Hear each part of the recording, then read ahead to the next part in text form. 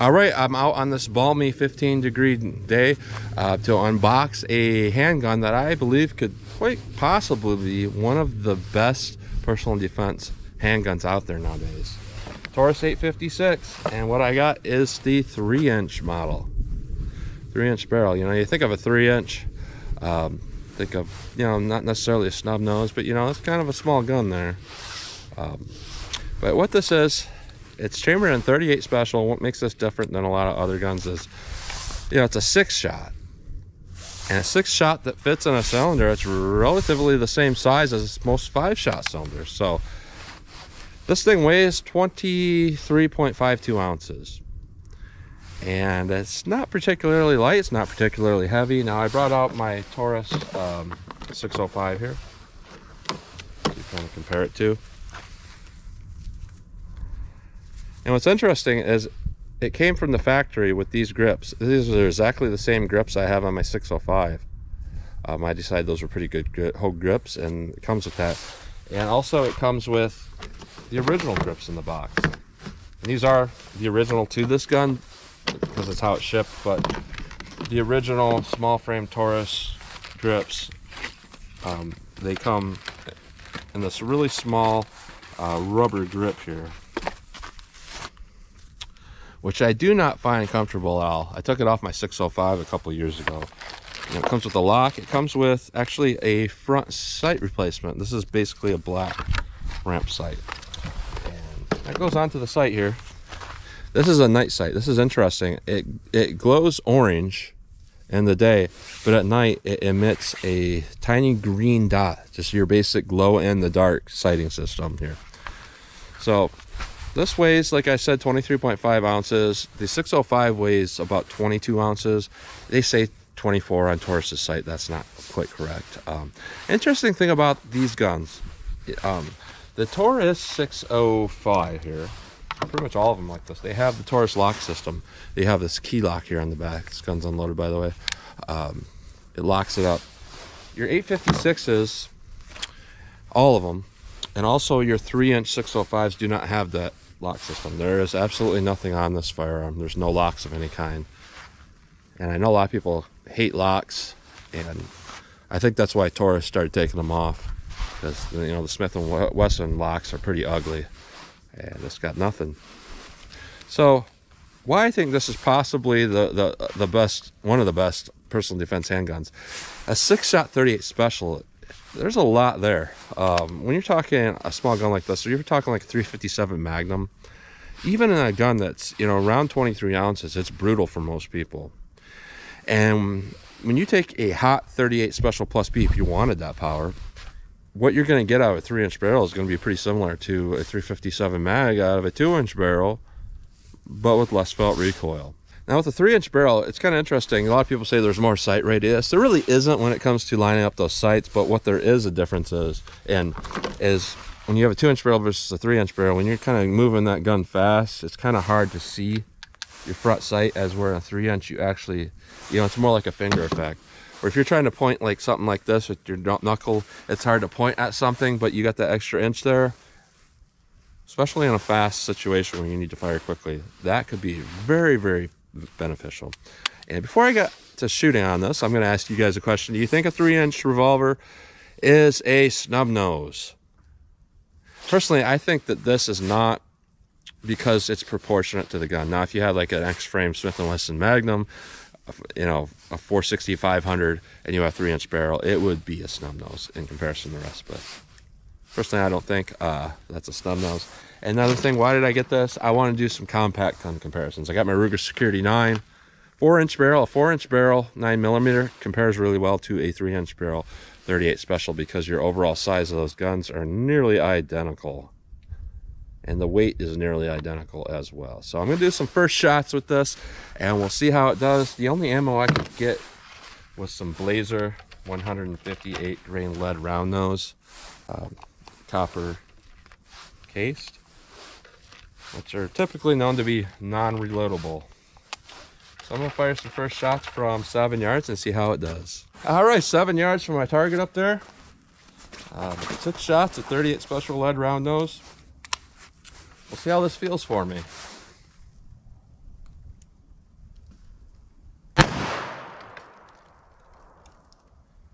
don't know where that hit.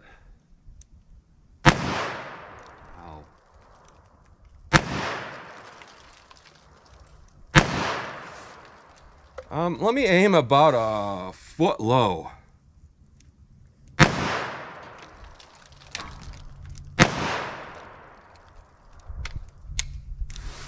That's interesting.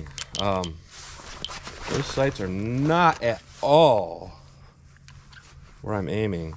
And these are non-adjustable. These are fixed sights. So that could potentially be a problem. I'm going to go single action just to eliminate any variables because this trigger is kind of stiff. I'm going to aim exactly center. See what we get.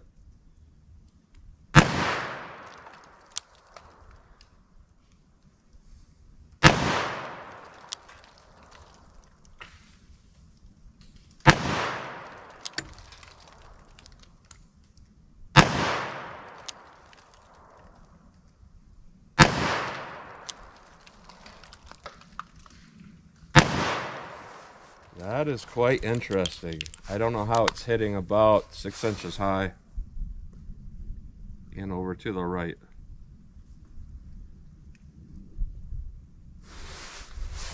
That's quite, it could be the ammo. I really don't know. 158 grain lead round nose. So my only thought is maybe it's set that way because of the sights, the way that they glow. Maybe it's meant for quick acquisition, but at the same time I'd probably be aiming even higher. So let me do some practical shooting, just get a quick sight picture and pop some off, see what happens.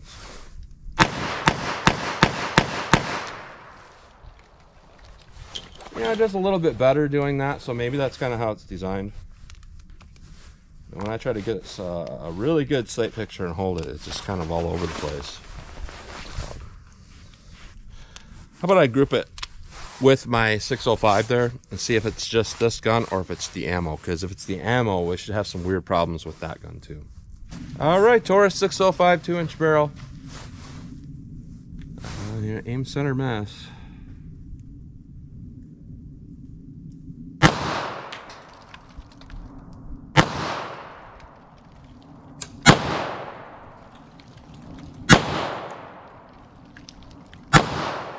Alright, I pulled that first shot, but the last 4 shots are all me. Do the same thing with this 856.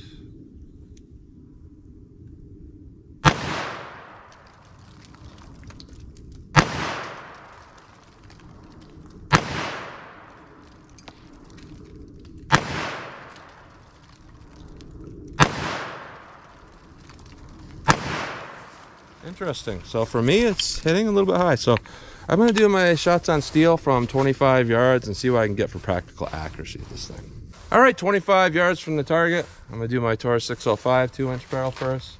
I'll see how these rounds hit for me.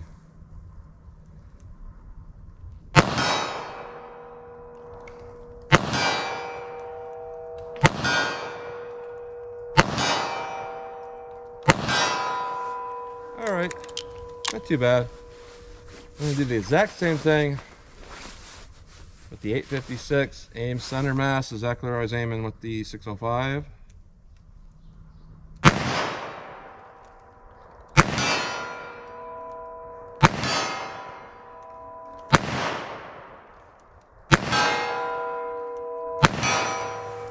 Yeah, we're still getting the same type of thing going on at 25 yards where I am hitting very, very high at the distance. So I'm going to aim low just to kind of see what kind of points of impact. And since my fingers are actually freezing and numb, I'm going to go single action just to eliminate any variables here. So I'm going to aim about 3 inches from the bottom of that silhouette.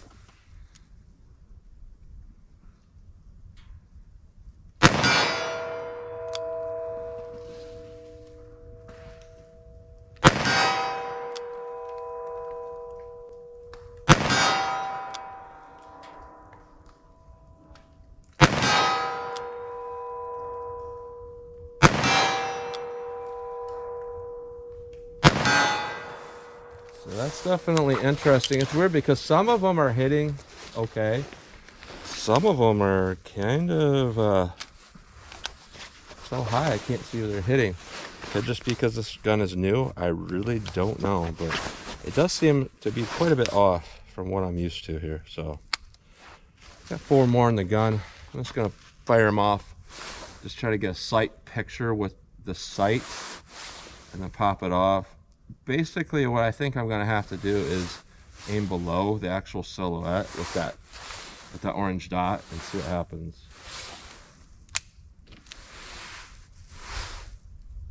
There was no round in that.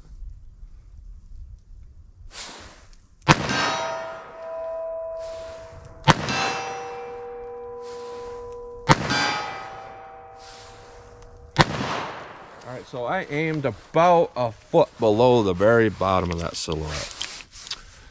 And it looks like I must have been hitting a little bit higher. So I'm gonna do some practical accuracy drills at 10 yards. That might make a difference because that's gonna be our practical range for a gun like this anyways, and that might make a difference. All right, 10 yards from the target. What I basically wanna do here is start with my 605.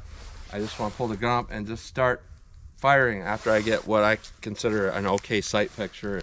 If I'm firing defense, you know, just get that as soon as I get any picture of that sight, start popping them off. See how I do with the 2-inch barrel. All right, not great, missed a couple there. So what I want to do is I want to do the same thing here with the 856, and what I would consider an okay sight picture would be that sight at the very base of that target, just so there's enough that I see orange just hovering on the bottom of that base, knowing that it shoots kind of high for me, and see how it does. All right, see, that's what I was thinking. This gun would probably be a little bit better in more of a practical sense. It does not seem to have target accuracy, but it does seem to have that, you know, that practical shootability. So I'm going to do that again with the 605 here. And then I'm going to switch on to the 856 again. And we will see if there's a difference there. So 605, same thing, got a sight picture. I'll do about 2/3 of the way down that silhouette, see what happens. All right, it's usable. Same thing with this, bring it up, get the very base of that target and that orange. I missed one, but hey, that's not too bad. So this is why I always do tests like this, is sometimes what you see and what a gun's capability will do in its best case scenario is not necessarily how it's going to perform in a worst case scenario. You know, practical accuracy is hitting anywhere on a silhouette at 5 yards, or 10 yards, I mean. So, same thing, I'm gonna pull up, just get a quick picture of that ramp, and what I'm doing now, knowing that shoots high, is I know that the ramp's gonna be higher than the rear sight.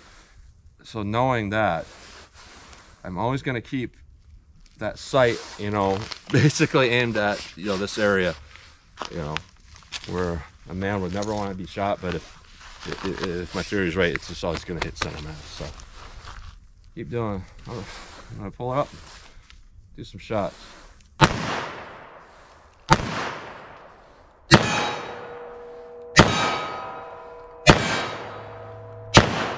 right.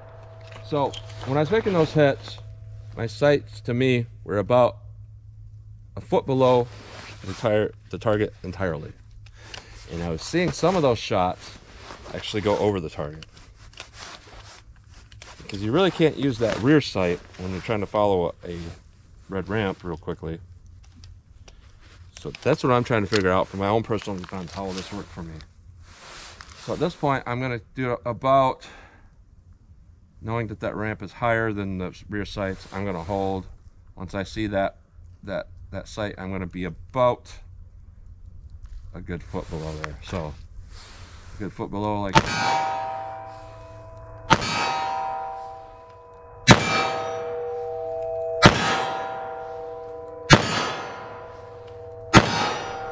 that situation, that gun's going to work quite well for me. But it just has to be something to keep in mind. Now, I normally hate it when I have to do stuff like that because, you know, all your other guns are going to shoot point of aim, point of impact from those sights, and then you have to have a special exception for your carry gun. But if that exception makes the gun more practical, it might be worth it.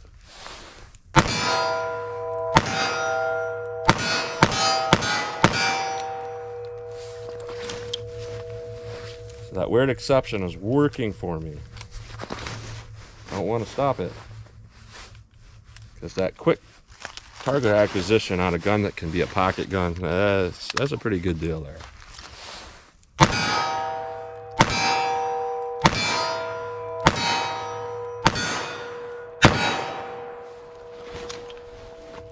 A couple more rounds in here. These Blazer rounds aren't too leady. As bad as I thought they'd be. Didn't land on a round. Did it again. Ah, it's not rotating. All right, so I had to cut into this video to kind of explain what was going on here. I took this gun apart, and it's one of those instances where multiple things are happening at the same time to make an issue happen. Here's my 605. My 605 has been pretty good, except for the fact that, you know, this always comes loose here, my extractor rod. And a couple years ago, this screw busted out. I could not get a hold of Taurus, and I could not find a screw. Happened to notice that the J-frame screws work in these perfectly. The threading's line right up. So that's what I have going on here. But basically, this is what part of the issue is, that our cylinder stop on the 605 is fine. We take a look at it over on the 856. Now, I've already messed with this some.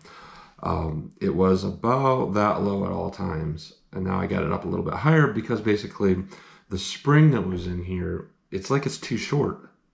You got the plunger and then you got the spring on the end of it that comes out when you take the cylinder off. So I stretched it out a little bit. It's put a little bit more pressure on it. That's still plenty for lockup, but what was happening is, in combination of that with the ratchet being completely clogged up with all kinds of stuff, and I already cleaned it before I shot it, but I think it was that Blazer ammo. I was saying there's a lot of soot in there, and you can kind of still see it here. It's pretty sooty ammo. And what was happening was a combination of that being a little bit low and some sooting on the ratchet. It was providing enough resistance. It wasn't working. See, you know, you can always get it to spin this way, but it was spinning back the other way. And now that I've took that sooting out, it won't back the other way. So in a sense, it was ammo related. Now, as far as the sights go, there's really nothing that I can see wrong with this. But I would think that if you put a much taller sight on that, that should equal it out, because, you know, it's sitting high. And if your sight was taller, more or less you have to bring the rear sight up in order to equalize that. So that's probably going to be the solution for the sight, is to just get a taller front sight.